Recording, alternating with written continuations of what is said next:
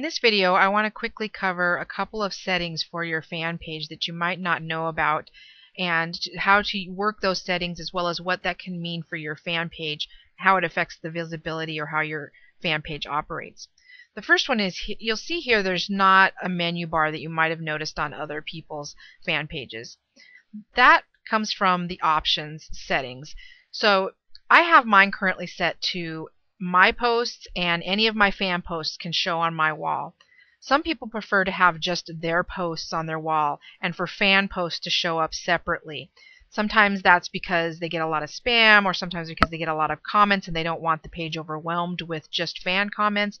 Whatever the reason may be, there are settings for that. To do that, you would go over here to Settings, and you'll see there's this drop down box.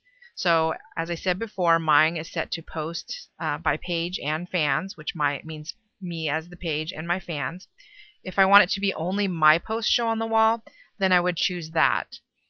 And if I refresh my wall, you'll see now that this little menu bar has appeared.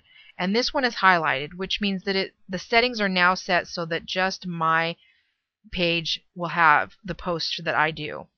If I wanted to show the fan post, then I would have to separately click on this button here to bring up any post by my fans. So here you can see how the fan posts show up separately. And you still have the option to look at the wall post plus fans, but it won't be the default for your page. The other setting I want to go over is in the Edit page. So you'll go here and you'll see at the top we have Settings. Click on Edit.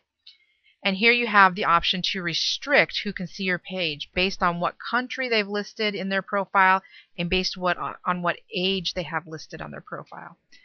So you'll see here you have several options of age restrictions.